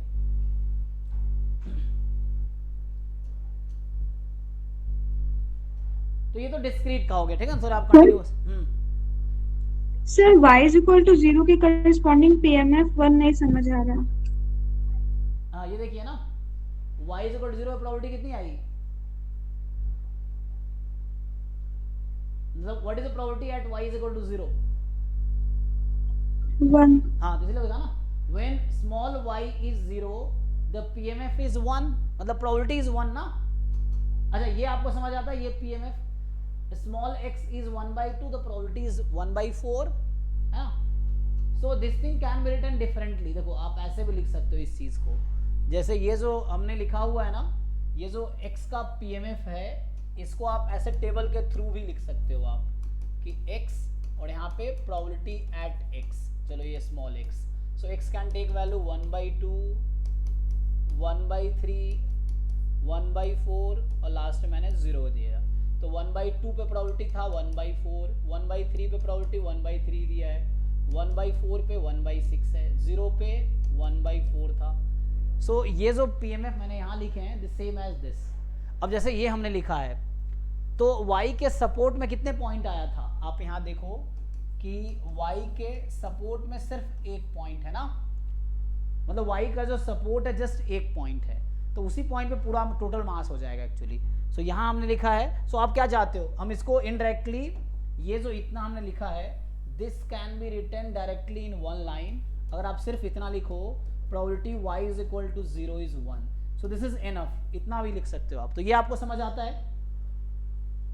Yes sir. हाँ, तो यही चीज ऐसे लिखा हमने, writing this and this are same because probability can not exceed 1 है ना, प्रोबेबिलिटी की वैल्यू टोटल 1 से ज्यादा हो नहीं सकती टोटल मिला के। सो हमने यहाँ लिखा है कि जब देखो इसी को हमने कैपिटल, यहाँ जो कैपिटल Y तो कॉमन है, स्मॉल y यहाँ लिख रखा है ना मैंने, तो small y is 0, so we have written the same thing here. So when you write small y as 0, so when you write a small y as 0 then probability will be 1, and otherwise on any other point it will be, जैसे मैं इसी को लिख दूं आगे, and probability y is equal to small y is 0, मतलब when for all y different then 0। So आप इस स्मॉल y के प्लेस पे 0 के अलावा कुछ भी number low, the probability will be 0। तो इसी दोनों को कंबाइन करके हमने वैसा लिख दिया। सो पीएमएफ होता क्या है? पीएमएफ इज जस्ट आपको बताना है किस पॉइंट पे कितनी प्रोबेबिलिटी है। तो यहाँ पे एक ही पॉइंट पे टोटल 1 प्रोबेबिलिटी आ गई, तो बाकी किसी पॉइंट पे प्रोबेबिलिटी होगी नहीं। तो हमने लिखा कि प्रोबेबिलिटी ये कैपिटल Y ये स्मॉल y है, तो यहाँ स्मॉल y जब 0 के इक्वल है तो प्रोबेबिलिटी 1 होगी, और स्मॉल y जब कुछ और है तो प्रोबेबिलिटी 0 होगी। तो जो यहाँ जो चीज लिखी हमने, the same thing is written here. Okay sir. ठीक है ना? तो इसमें कोई वो जैसे लास्ट में लिखा था हमने, पिछले क्वेश्चन देख लीजिए आप, जैसे ये था मेरे पास, so y is equal to y, so हमने क्या लिखा था, when this small y becomes 0 probability is 1/4, when this small y is 1 probability is 3/4। और ये कैसे लिखा हमने? सो ये हमने यहाँ से लिखा था, so we calculated probability at 0 which was 1/4, we calculated probability at 1 which was 3/4। अब इसी को हमने वहाँ पे लिख दिया। So this is a small y, so when a small y takes value 0 the probability will be 1/4, when a small y takes value 1 the probability will be 3/4। so when small y is 0 probability 1/4, this the same thing here। so आपको just ऐसा लिखना है, pmf is just like आपको point पे probability बताने हैं। Okay चलिए आगे बढ़ते हैं। तो अभी हमने 2 क्वेश्चन देखे, just discrete to discrete transform हुआ, when x is discrete random variable so gx will be discrete only, है ना? So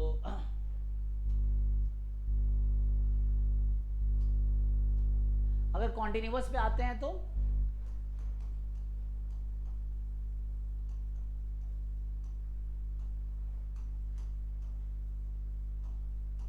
तो ये जैकोबियन इंटीग्रल कैलकुलस में यूज होता है ना, जैकोबियन मेथड वो इंटीग्रेशन में भी यूज होता है ना, एरिया फाइंड करने में। हाँ वो तो एरिया अंडर द कर्व, तो इंटीग्रेशन यहाँ पे वो देखते हैं, अभी वो शायद वो यूज नहीं करूंगा मैं। अच्छा एक क्वेश्चन और देखो, जैसे क्या होता है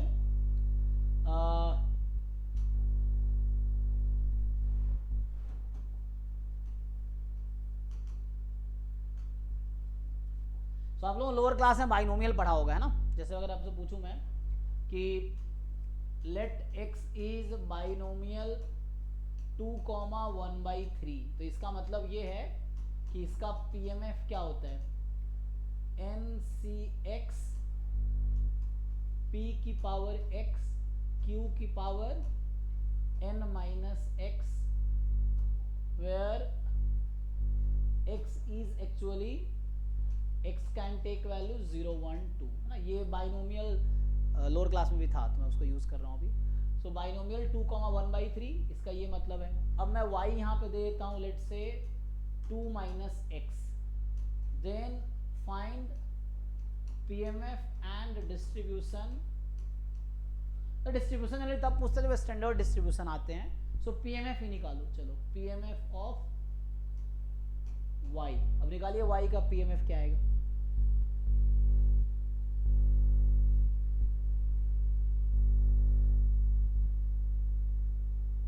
ये हमने एक साथ लिख दिया, आप अलग अलग भी लिख सकते हैं। You put y is equal x is equal to 0, तो x 0 प्रोबेबिलिटी आ जाएगी, 1 रखोगे 1 पे आ जाएगी, 2 रखोगे 2 पे आ जाएगी। सिमिलरली आप y में 2 माइनस x है, आपको y का पीएमएफ बताना है क्या आएगा।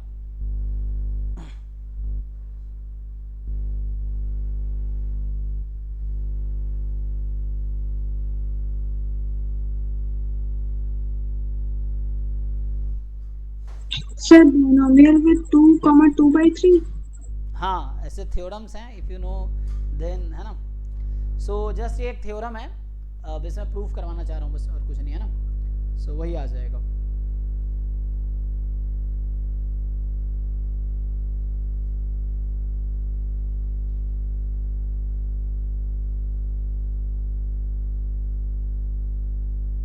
सर थ्योरम कौन सा है? हाँ वो लिखता हूँ मैं अभी। एक थ्योरम ये है, मतलब आपने प्रूव किए होंगे, बट मैं बता रहा हूँ डायरेक्टली, जिन लोगों को याद है डायरेक्टली बता पाएंगे। सो इसको प्रूव करते हैं। इसमें ये है कि if x is binomial n comma p, if and only if, so है ना रैंडम वेरिएबल, ये जो मैं लगा रहा हूँ इसका मतलब distribution, so binomial x sorry sir same extension आ रहा है उसका, सिर्फ ये p और q चेंज हो रहे हैं। हाँ, सो x is binomial n comma p, so n minus x will have distribution binomial n comma q, ठीक है। so when x has distribution binomial n comma p, then n minus x will have distribution binomial n comma q, q क्या होता है 1 minus p, so q is 1 minus p, है ना।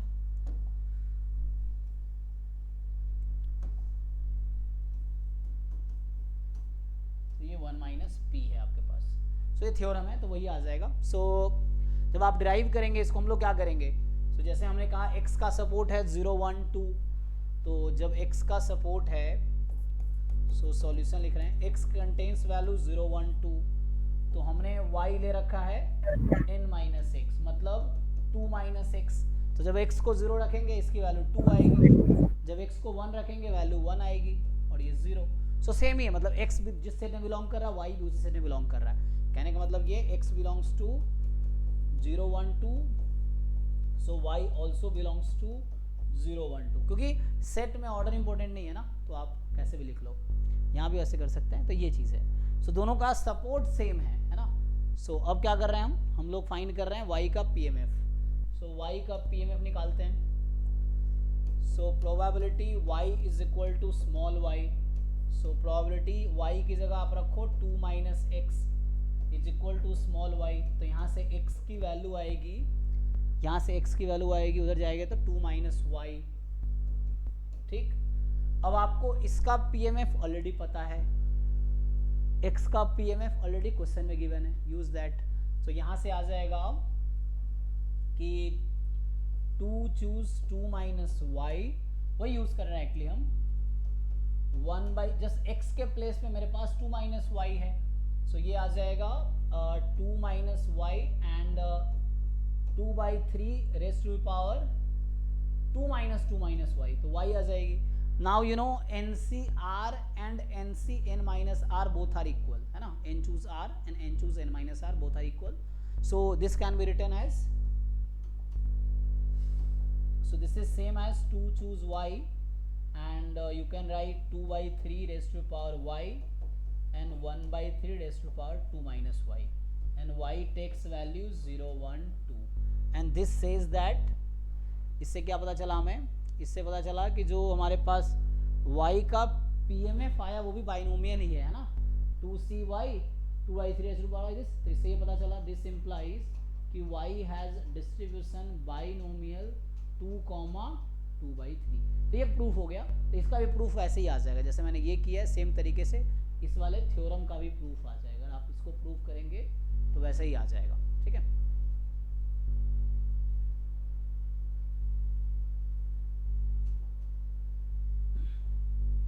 वैसे अगर मैं एक और क्वेश्चन लिखता हूँ, मान लो ऐसा है कि क्या है, 4th क्वेश्चन मान लो, let pmf of x be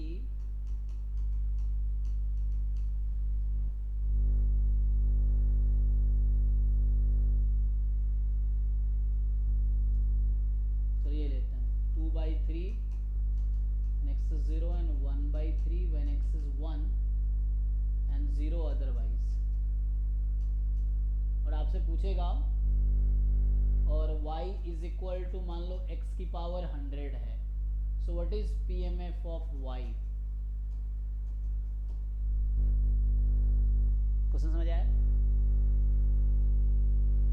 ये तो सेम ही होगा। हाँ, सो यहाँ पे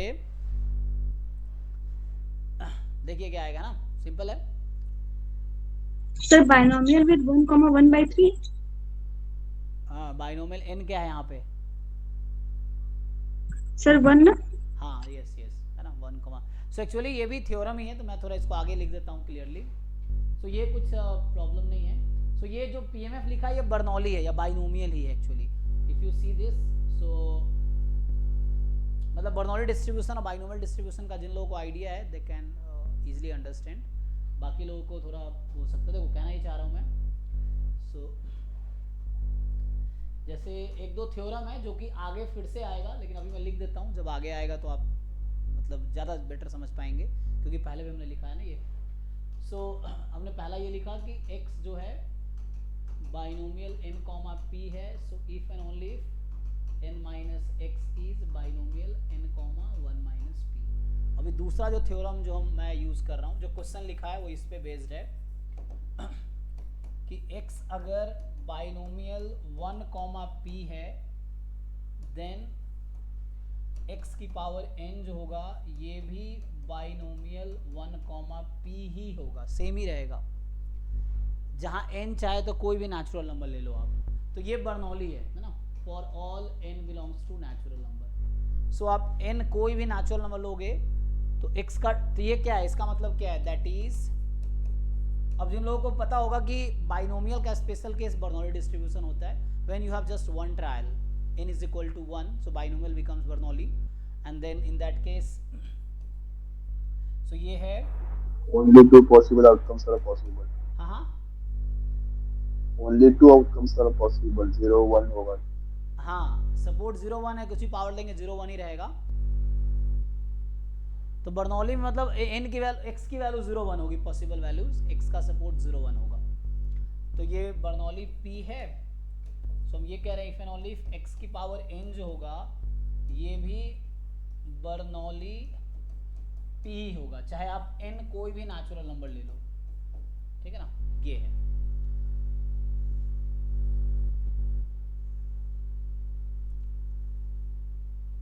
तो इस पे वो क्वेश्चन हमें लिखे थे, उसको मैं यहाँ देखता हूँ प्रूफ करके, देखो। तो जो क्वेश्चन इसी बेस्ड मैंने वो लिखा था, सो जो पिछला क्वेश्चन मैं लिखा यहाँ पे आता हूँ। सो पिछले क्वेश्चन में अगर आप नोटिस करोगे, सो दिस इज एक्चुअली, ये जो क्वेश्चन है x are taking value 0 1 only, तो जब भी x की वैल्यू 0 या 1 होगी तो बर्नौली ही होगा। x की वैल्यू 0 1 to n होगी, और अगर वो पर्टिकुलर रूल फॉलो, मतलब बाइनोमियल हो सकता है वो।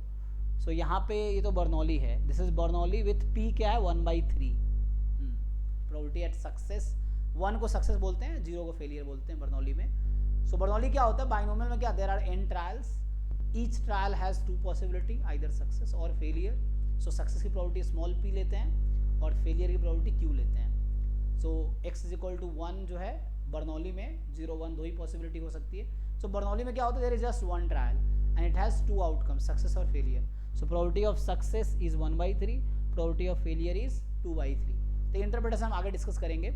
सो अभी इसका देख लो, कुछ खास नहीं है, x की वैल्यू 0 या 1 है, तो x जब 0 1 है तो y क्या होगा, ये भी 0 1 ही हो जाएगा, इसमें कुछ खास तो है नहीं। सो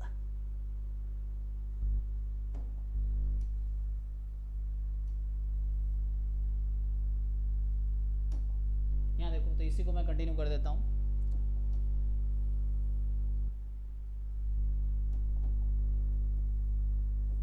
तो यहाँ अगर हम सॉल्यूशन लिखेंगे, सो x की वैल्यू 0 1 होगी, x का सपोर्ट 0 1 है, तो y जो है x की पावर 100 है, चाहे x की पावर कोई भी नेचुरल नंबर होगा, तो सपोर्ट चेंज होना नहीं है। तो यहाँ से आपके पास x की पावर n जो है वो 0 और 1 ही होगी। सो x की पावर n की वैल्यू 0 और 1 होगी सिर्फ। अब यहाँ से x की वैल्यू 0 या 1 होगी, x की पावर n जो होगी वो 0 या 1 होगी। तो 100 से 100 तो 100 रख लो।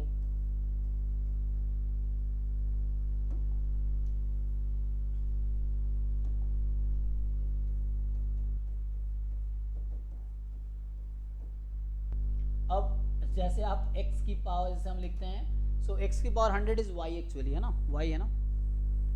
सो y कैन टेक वैल्यू 0 और 1।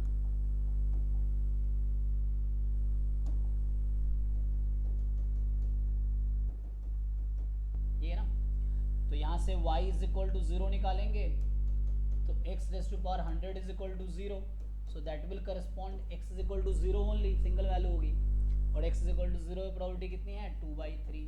Similarly when you find y is equal to 1, so x की पावर 100 इज इक्वल टू 1। अब यहाँ से अगर आप सॉल्व करेंगे, x की पावर 100 मतलब इवन नंबर है, सो इवन नंबर है तो x will take plus minus 1 value, but -1 तो सपोर्ट में है ही नहीं, वो तो अदरवाइज वाला केस है, तो कोई डिफरेंस क्रिएट करेगा नहीं, सो विल इग्नोर दैट, है ना। सो यहाँ x की वैल्यू +-1 हो सकती है, but -1 is not in the support, तो उस पर प्रोबेबिलिटी 0 हो गई. सो जस्ट 1 पे लिखेंगे एंड देन दिस इज 1/3. तो सेम ही आ गया जो पहले से है ना. सो जो डिस्ट्रीब्यूशन हमारा x का है वही डिस्ट्रीब्यूशन. तो इसको मैंने आगे लिख ही दिया, इसको हटा देता हूँ. सो ये अगले पेज पे मैंने लिख ही दिया है. ठीक है जी. तो यहाँ से क्या पता चला कि PMF जो है वो सेम ही है. The PMF of y is also same as x. सो ये हो गया हमारे पास 2/3 when y is 0, 1/3 when y is 1, 0 otherwise. ठीक है. टाइम हो गया ना. सो ठीक है. तो अभी अगले क्लास में कंटिन्यू करता हूँ. आज हमने क्या किया है, transformation of random variable discrete to discrete. तो डिस्क्रीट टू डिस्क्रीट ही रह सकता है और कोई पॉसिबिलिटी नहीं है. अगर x डिस्क्रीट रैंडम वेरिएबल है and you consider any function g, सो gx has to be discrete only. तो डिस्क्रीट ही रहेगा. नेक्स्ट क्लास में हम लोग कॉन्टिन्यूअस पे वर्क करेंगे. सो नेक्स्ट क्लास में हम लोग देखेंगे कॉन्टिन्यूअस ट्रांसफॉर्मेशन, है ना. सो ये मैं नेक्स्ट क्लास में कल कंटिन्यू करूंगा. जब तक आप बुक देख सकते हैं जहाँ पे डिस्क्रीट का ट्रांसफॉर्मेशन है, यू कैन ट्राई. और कुछ डाउट होगा तो नेक्स्ट क्लास में पूछना. सो कल हम लोग कॉन्टिन्यूअस रैंडम वेरिएबल का ट्रांसफॉर्मेशन डिस्कस करेंगे. ठीक है. सो यहीं पे स्टॉप करते हैं. सो हम लोग ये वाला पार्ट अभी कवर कर रहे हैं. हाँ, मिक्स का ट्रांसफॉर्मेशन होता है क्या? नहीं समझे क्या बोले. मिक्स रैंडम वेरिएबल का ट्रांसफॉर्मेशन होता है क्या? कॉन्टिन्यूअस रैंडम वेरिएबल का मिक्स आरवी का होता है क्या ट्रांसफॉर्मेशन? कॉन्टिन्यूअस से डिस्क्रीट होता है ना. कॉन्टिन्यूअस से डिस्क्रीट हो सकता है, कॉन्टिन्यूअस से कॉन्टिन्यूअस हो सकता है, कॉन्टिन्यूअस से मिक्स हो सकता है. चैट में लिखो. तुम्हारी आवाज पता नहीं क्यों मुझे समझ नहीं आती है. मिक्स का होता है क्या, मिक्स टू मिक्स. हाँ, मिक्स का एक्चुअली ऐसा कुछ होगा नहीं, क्योंकि मिक्स में वैसा कुछ है नहीं, बुक में डिफाइन नहीं है उस तरह. क्योंकि मिक्स में एक्चुअली सपोर्ट वैसा फिक्स नहीं रहता, बट कर सकते हैं. लेकिन मुझे लगता है इतना आसान नहीं होगा. तो ऐसा कुछ बुक में मिलेगा नहीं तुम्हें मिक्स टू मिक्स, ऐसा कहीं है नहीं. बट ऐसा कुछ होता भी नहीं है जनरली, ऐसा कुछ है भी नहीं. जो ट्रांसफॉर्मेशन जनरली बुक्स में है या जो एग्जाम में पूछे गए हैं वो डिस्क्रीट या कॉन्टिन्यूअस का ही है. मिक्स टू मिक्स ऐसा है नहीं. बट मे बी अगर ऐसा क्वेश्चन बनेगा तो सॉल्यूशन लिखा जा सकता है. बट वो बुक्स में मिलते नहीं है, एग्जाम में भी आए नहीं है. तो ये जनरल डिस्क्रीट और कॉन्टिन्यूअस का ही हम लोग करते हैं. क्योंकि मिक्स में जनरली वो CDF लिख के देगा, PMF तो नहीं देगा, PDF नहीं देगा. सो कर सकते हैं, हम लोग ट्राई करेंगे क्वेश्चन लिख के, है ना. तो बना sir gx equal to x अगर लिख दे तो. हाँ तो ठीक है, वो सेम ही हो गया फिर तो, है ना. सो y एंड x का डिस्ट्रीब्यूशन सेम ही रहेगा. अगर gx इक्वल टू x ले लेंगे तो जो x का डिस्ट्रीब्यूशन है वही y का डिस्ट्रीब्यूशन हो जाएगा, है ना. कुछ नया तो बनेगा नहीं, तो सेम ही रह जाएगा. ठीक है जी. सो अभी अगले क्लास में कंटिन्यू करते हैं. अभी हम लोग ये वाला पार्ट कर रहे हैं सर. हाँ, ऐप पर स्क्रीनशॉट अलाउ नहीं है क्या? क्या क्या क्या क्या ऐप है ना आपका, जो ऐप है उस पर स्क्रीनशॉट अलाउ नहीं है. तो जोर से बोलिए, माइक पास लाके. सर आपका ऐप है ना ओला है, उस पर स्क्रीनशॉट अलाउ नहीं है. तो स्क्रीनशॉट अलाउड नहीं है ना, इसलिए तो ऐप है. ऐप पे अलाउड नहीं है स्क्रीनशॉट एक्चुअली. हाँ तो दिक्कत होता है. टेस्ट उसका सोचे स्क्रीनशॉट लेके वीडियो बना देते हैं. जो भी पेपर दे रहे हैं, टेस्ट का पेपर दे रहे हैं ना, नहीं, ऐप किसी भी ऐप में अलाउड नहीं. आप किसी भी कोचिंग का ऐप देखो, ऐप इसलिए बनाए जाते हैं कोई स्क्रीनशॉट ना ले, स्क्रीन रिकॉर्ड ना करे. तो ऐप पे वो हमारे हाथ में नहीं है, जिसने बनाए हैं उसके हाथ में. तो उसमें ऑप्शंस हो भी नहीं सकता. तो ऐप की जरूरत क्यों पड़ती है आपको? ऐप हम तो यूज नहीं कर रहे ऐप हम लोग. टेस्ट पेपर दे रहे हैं उस चीज की वजह से. हाँ तो वो अच्छा ऐप वाले दूसरे ऐप की बात कर रहे हैं. ठीक है, हाँ टेस्ट वाले ऐप का. तो उसमें स्क्रीनशॉट नहीं, तो आपको दूसरे डिवाइस से फोटो खींचना पड़ेगा.